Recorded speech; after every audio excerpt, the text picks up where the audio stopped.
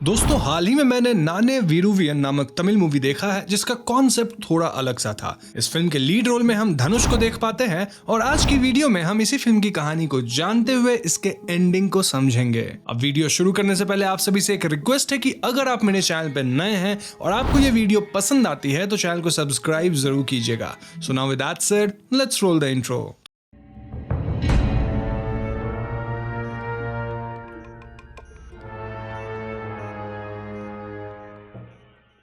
तो फिल्म के शुरुआत में हम आइडेंटिकल ट्विन बच्चों को देख पाते हैं जिनका नाम है प्रभु और काथिर। प्रभु एक बहुत ही सीधा साधा बच्चा है, वहीं काथिर कुछ ज्यादा ही बदमाश है। काथिर के माता पिता उसे सुधारने की बहुत कोशिश करते हैं, लेकिन दिन प्रतिदिन काथिर बद से बदतर होता जा रहा था। गुस्से में एक बार काथिर के पिता उसे बाहर एक पेड़ से बांध देते हैं, लेकिन रात में चेक करने पे काथिर वहां से गायब था। एक्चुअली में एक पागल कातिल इंसान काथिर को उठा ले गया था क्योंकि वो इंसानों को हंट करता था, यानी कि अब वो काथिर को दौड़ा कर मारना चाहता था तीर से।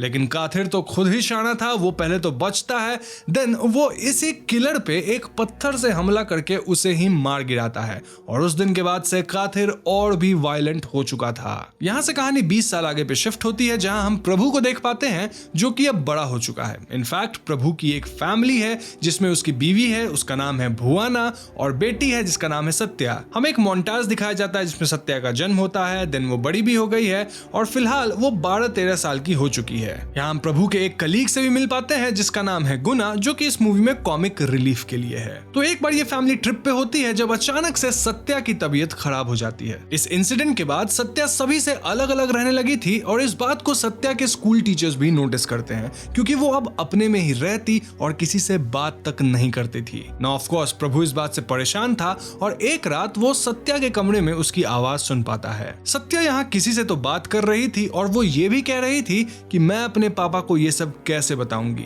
मैं आज नहीं बल्कि कल उन्हें सब कुछ बता दूंगी। अब प्रभु तुरंत सत्या के कमरे में जाकर उससे पूछता है कि तुम किससे बात कर रही थी। जवाब में सत्या झूठ बोल देती है कि मैं तो बस अपने डॉल के साथ खेल रही थी। ना समय के साथ सत्या की हालत और भी बिगड़ती जा रही थी और प्रभु भी क्लियरली सत्या को किसी से बात करते सुन पा रहा था। इसीलिए एक दिन वो सत्या के कमरे में एक बेबी मॉनिटर रख देता है जिससे वो क्लियरली सुन सके कि सत्या बोलती क्या है। प्रभु सुन पाता है कि सत्या किसी से ये कह रही थी कि वो बेबी मॉनिटर मैं नहीं रखी, पापा रखे हैं। इसके बाद हमें ऐसा प्रतीत होता है मानो कोई तो सत्या को वो बेबी मॉनिटर तोड़ देने कहता है और सत्या ऐसा ही करती है। इस पॉइंट पे पानी सर से ऊपर जा चुका था और प्रभु अगले दिन कार में सत्या को इस सब के बारे में प्यार से कन्फ्रंट करता है। सत्या एकदम से रोने लग जाती है और वो कहती है कि उसे साइकियाट्रिस्ट से मिलना है। ये दोनों साइकियाट्रिस्ट के पास जाते हैं जहां सत्या रिवील करती है कि उसका एक नया दोस्त बना है जिसका नाम है सोनू। सत्या हमेशा सोनू से ही बात करती रहती है, इनफैक्ट अभी भी सोनू इनके साथ ही है। सोनू उसे डराता है, धमकाता है एंड देन उसे ये कह के सोने नहीं देता कि वो उसके पापा यानी प्रभु को मार डालेगा। अब ऑब्वियसली ये सब सुन के प्रभु और साइकियाट्रिस्ट को लगता है कि सत्या एक इमेजिनरी फ्रेंड बना ली है जो कि कई लोगों के साथ होता है और इसे इलाज और दवा से ठीक किया जा सकता है। लेकिन सत्या का कहना था कि सोनू रियल है, वो कोई इमेजिनेशन नहीं है। एनीवेज सत्या को दवा दिया जाता है और प्रभु सत्या के पास ही सोता है ताकि वो सत्या को मॉनिटर कर सके। ना सोते वक्त प्रभु एक सपना देखता है जहां वो सपने में अपना पास्ट देख रहा था एंड देन हमें पास्ट की कहानी बताई जाती है। तो कहानी वापस पास्ट में उस टाइम पे जाती है जहां हम छोटे प्रभु और काथिर को देखते हैं। काथिर अब एकदम अजीब हो चुका था, जहां वो प्रभु को एक बॉक्स में बंद कर देता है और इसके बाद वो अपने पिता को ही मार देता है। इनकी माँ पहले तो प्रभु को बॉक्स से निकालती है, फिर अपने पति के मर जाने पे शोक मनाती है। हालांकि वो पुलिस को नहीं बताती कि उनका बेटा काथिर ही कातिल है, बस रिपोर्ट करती है कि कोई तो आया मार के चला गया। अब जो माँ थी वो एक लोकल साधु के पास जाती है जो कि काथिर और प्रभु की कुंडली देखते हैं। वो बताते हैं कि ये दोनों कभी भी साथ में नहीं रह सकते,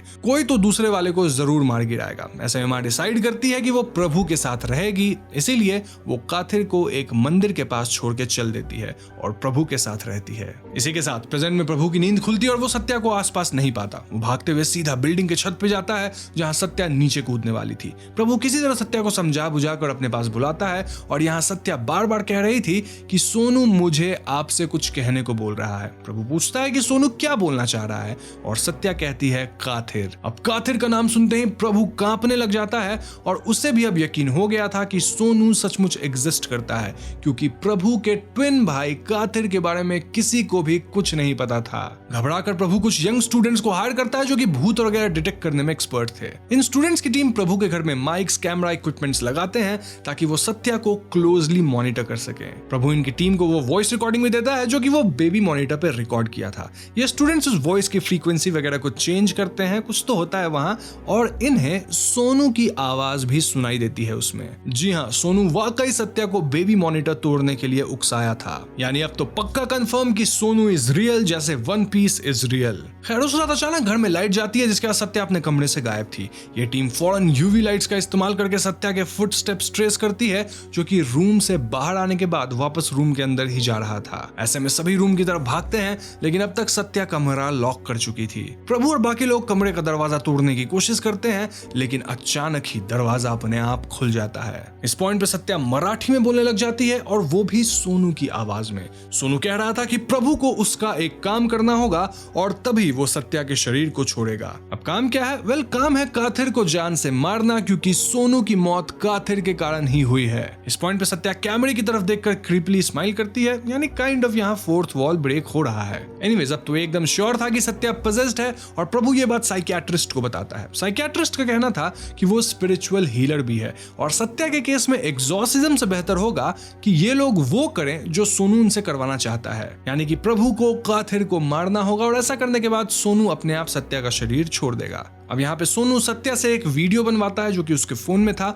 और इस वीडियो के माध्यम से हमें काथिर के आगे की कहानी भी बताई जाती है। तो जब काथिर को उसकी माँ छोड़ दी थी तो काथिर को बहुत मुश्किलों का सामना करना पड़ा था। ऑफ कोर्स वो बच्चा था, उसे अपना पेट भरना था, लेकिन ध्यान रहे काथिर बहुत वायलेंट भी था। उसे कई बड़े लोगों से लड़ना पड़ा था और वो उन्हें जान से मार के सर्वाइव किया था। काथिर के अंदर बचपन से जीवित चीजों को मारने की एक चुल थी, अब चाहे वो इंसान हो या कोई जानवर। तभी तो वो अपने बाप तक को मार डाला था। समय के साथ काथिर बड़ा हुआ और उसकी मुलाकात माधुरी नाम के एक खूबसूरत लड़की से हुई जिससे उसे प्यार हो गया। माधुरी बोल नहीं सकती थी और कुछ समय बाद माधुरी और काथिर शादी कर लिए। इनके 2 बच्चे भी हुए जो कि सरप्राइजिंगली ट्विंस थे, और इनका नाम था सोनू और मनु। काथिर अपने परिवार को बहुत प्यार करता था, लेकिन उसके अंदर वो किलिंग इंस्टिंक्ट थी ही, इसीलिए वो हर रात जंगल में शिकार करने जाता था ताकि अपने अंदर के चुल को शांत कर सके।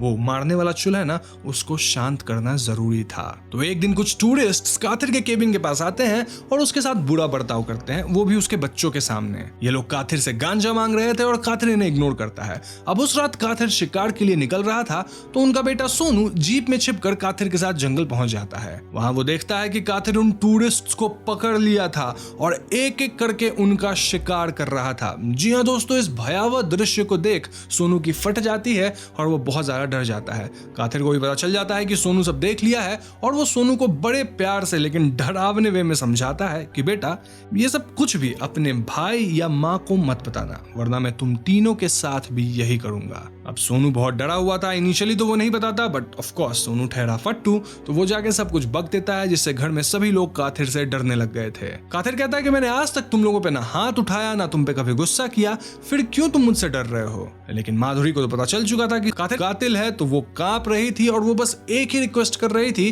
कि तुम हम तीनों को जाने दो, हम पुलिस से तुम्हारे करतूतों के बारे में कुछ नहीं बताएंगे, हम लोग अपना एक अलग जिंदगी जिएंगे। अब ये सब सुन काथिर का दिमाग घूम जाता है और वो अपने बीवी और बच्चों को बांध कर रखने लगता है। कुछ दिन ऐसा ही चलता है, लेकिन एक रात माधुरी काथिर को नींद की गोली देके बच्चों के साथ घर से भाग निकलती है। वो नाव से भागी रही थी कि काथिर कैसे तो वहां आ जाता है और नाव को अपने पास खींच लेता है। ऐसे में यहाँ पे धक्का मुक्की और रोना धोना शुरू हो जाता है और एक मोमेंट आता है जब माधुरी काथिर के सर पे डंडे से मारती है और रिएक्टिव किलिंग इंस्टिंक्ट में काथिर माधुरी को चाकू मार देता है। अब इससे माधुरी की मौत हो जाती है और काथिर रियलाइज करता है कि धक्का मुक्की में सोनू भी मारा गया था, यानी अब सिर्फ मनु बचा है और काथिर अब मनु के साथ ही रहता है और वी कैन से मनु को अपने साथ जबरदस्ती रखता है। तो ये कहानी जानने के बाद प्रभु, गुना, साइकियाट्रिस्ट और सत्या काथिर के गांव जाते हैं। इस पॉइंट तक सत्या पूरी तरह से सोनू द्वारा पजेस थी और सोनू बस अपने पिता काथिर को मार के अपने भाई मनु को बचाना चाहता था। तो ये लोग मनु के स्कूल जाते हैं और वहां गुना मनु से बात करने की कोशिश करता है,